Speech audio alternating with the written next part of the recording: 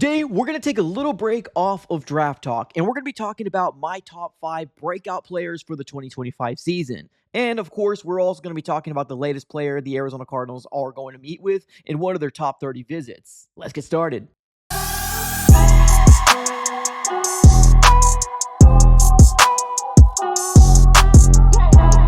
What's going on, everybody? Welcome back into another video. Definitely do me a huge favor, smack up that like button and subscribe for more Arizona Cardinals content. On this channel, we're covering the Arizona Cardinals news, breaking news, conversational pieces, mock drafts, everything surrounding your favorite team. So subscribe it up. It's absolutely for free. We are on the road to 17K. Ladies and gentlemen, today we are going to be mainly talking about my top 5 breakout players in 2025 for the Arizona Cardinals. But of course, we did get some news earlier this morning about the Arizona Cardinals meeting with another potential first round pick. And of course, a lot of people like to keep track of these type of things. And let's get started, ladies and gentlemen. Per Ian Rappaport, the Arizona Cardinals are meeting with one of the top offensive line prospects, and that's going to be none other than Kelvin Banks Jr. Now, this is a really, really good player if the Arizona Cardinals were to go this route. Now, yes, the Cardinals right now, if you look at their offensive line, there's a big, I guess, unknown when it comes down to that right tackle spot with Jonah Williams. We did sign him on a 2-year deal last year, but he seemed to be really good in the first game, but got hurt.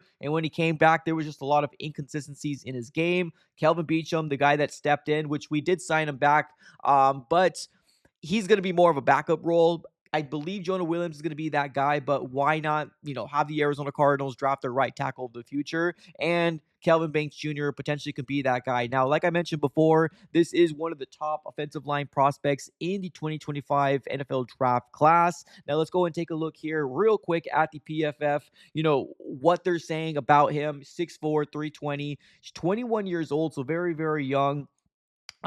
His stats, he allowed 1 sack, 2 hits, 7 hurries, primarily played in the left tackle. So this is going to be the tricky part here in terms of how the Arizona Cardinals are going to be able to maneuver this. Will they move Paris Johnson to the right-hand side, or will they have a guy like Kelvin Banks Jr. play out of his position, right? Because you did hear that Paris Johnson Jr. has the ability to play both sides, right? Right tackle and left tackle. And he was starting the right tackle in his rookie year, but made the transition, in the second year for Paris Johnson Jr. So this is going to be very, very interesting if the Cardinals do go this route. I mean, he does got an overall grade here in 2024 of 86.2, played in 15 games, 935 offensive snaps. Now, they do have some analysis on him in terms of, obviously their opinion and how they feel about Kelvin Banks Jr. here. Let's go and dive right into it one more time. They do got some pros and cons to obviously take a look at.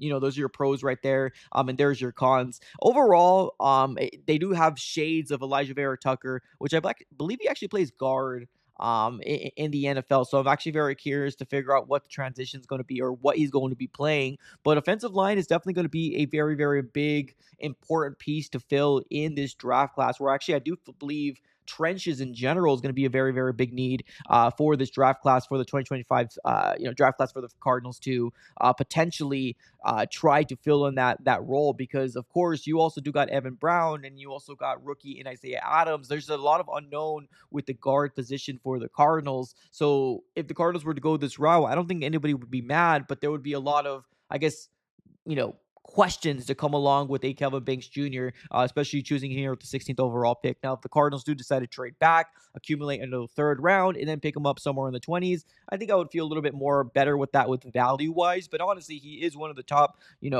3 or 4 offensive line prospects. So this would be a really good pickup for the Cardinals. But right now, of course, if you guys haven't been watching my channel, I really do favor trenches, but not just trenches. Defensive trenches is what I would love to see for the Cardinals to do. But here is another guy that the Cardinals have met with. So, hey, let's take a look to see exactly how this works out. This is a top prospect, so let's take a look to see what the Cardinals decide to do with the 16th overall pick. And right now, as it stands, we are 8 days away from the NFL draft. So crazy, crazy, crazy. But let's dive into what we're all here to talk about, and that's going to be obviously my top 5 breakout players heading into 2025, at least my prediction, and who I would love to see break out in the 2025 season. So let's get started on that, ladies and gentlemen. Without further ado, let's get started. We're going to start up here with Marvin Harrison Jr., which I know, man, there's a lot of people out there that really wanted to see Marvin Harrison Jr.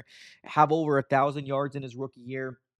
That didn't happen, but he still had a really, really good season. I mean, he really did. Now, I know a lot of people kind of are either comparing him to his dad or even Larry Fitzgerald in terms of the stats and what he's accomplished. And I'm talking about Larry Fitzgerald in his rookie year. Some people like it, some people don't, but you gotta be real here. I mean, the wide receiving core for the Arizona Cardinals, it was not the greatest. So he was kind of thrown into a role where A, we're a run heavy offense, and then B, you're going to be wide receiver one from the get. Right now, it did help that we had Trey McBride, one of the best tight ends in the NFL right now. But I do believe that Marvin Harrison Jr. is absolutely going to take a leap in his second year, and this is going to be my prediction in his stats in 2025. I definitely do think that we're going to have well over 132 targets for him. I think we're going to make a big emphasis as to, hey, man, you're going to be the wide receiver one. We're going to treat you like that. Now, obviously, I don't think it's going to take away from Trey McBride. He's still going to be able to eat over there. But I do think we're going to see more of a balanced offense. I do think we're going to favor more the run game. But I do think that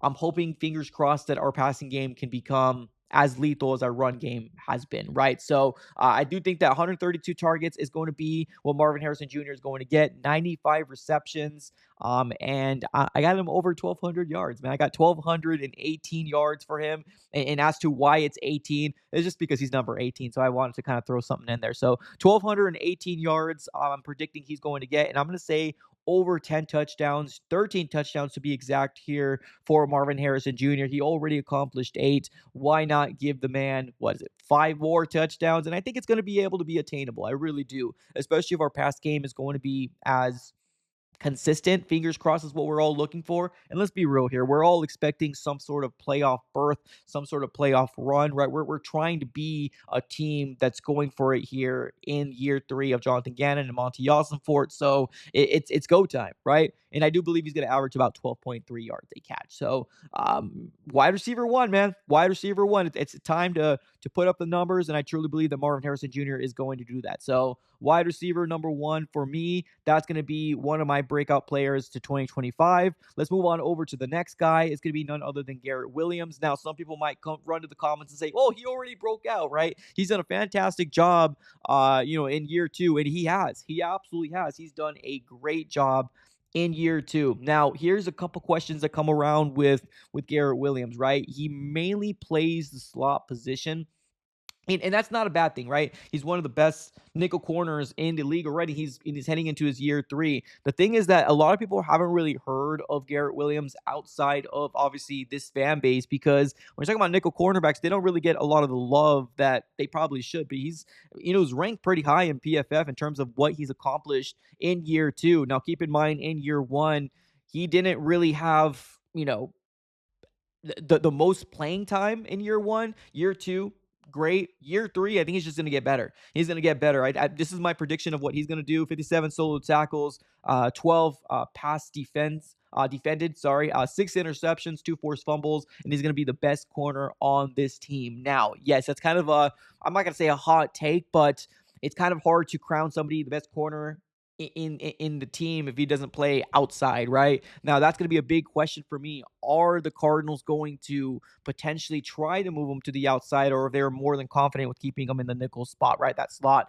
cornerback role. Now, I'm cool with either or if the Cardinals decide to do either or, but I just don't think he's going to get the most amount of love that he's probably, like, we want him to as, the Cardinal fan base, unless he does get tested on the outside. But, some people say if it ain't broke, don't fix it. But I do think he's going to be the best corner in the Arizona Cardinals, bar none. And this is going to be an exciting year for Garrett Williams. So I got him as another breakout player in 2025 for the Cardinals, and more people will know his name other than the fan base. So yeah, he might have broke out in 2024, but he's going to break out even more in 2025. So people outside the Cardinals organization / fan base will know him a lot more. So Garrett Williams is my number 2 guy, and then let's move on over to number 3. I got none other than Michael Wilson. It's time, man. It's time to see Michael Wilson take that next step. And honestly, I think he's a really good wide receiver. Obviously, depending on opportunity and targets going his way, this is the time where Michael Wilson needs to really take that next step. But he's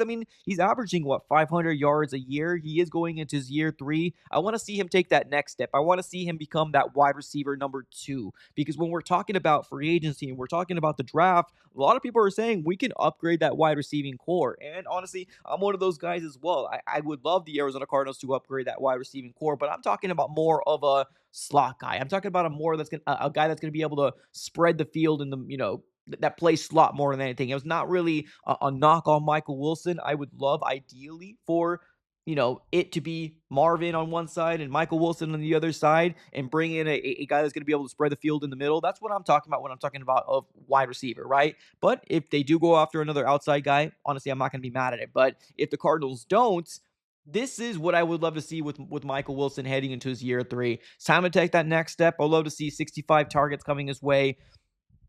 53 receptions, over 700 yards. So I want to see more than 500 yards. It's, like I said, time to take that next step. So 713 yards and 6 touchdowns. I think he averaged about 4 to 5. I think he was 4 one year and 5 the other. I'm not talking about year 1 and year 2. So year 3, let's take the next step and get another touchdown under his belt. But him getting better, it's only going to improve our wide receiving core in a nutshell. So let's make him the staple point as to your wide receiver number 2, and there's no question leaving the 2025 season. So I got him as my number 3 breakout player. I would love to see it. Absolutely. Let's move on over to the next guy here, and it's going to be none other than Darius Robinson. And I think this is more of a hope and a prayer that our 27th overall pick in the 2024 NFL draft is going to break out, because yes, his rookie year has been very, very not great, right? But that's not really his fault. Like, he had an aggravating, a re-aggravation of his calf injury. Mom passed away, and it's just, there's a lot of circumstances that kind of went against Darius Robinson, our second first round pick in 2024. So I'm putting him as my breakout player, or one of my breakout players, because I truly want him to break out. I really want him to become the guy that we drafted in the late part of the first round. Like, I want him to become that guy, right? He's a big body guy. He's a monstrous body. He's got a big frame. He's got all the intangibles to succeed in the NFL. Is just, we got to get him healthy from the start of the season, right? So this is my prediction here in 2025.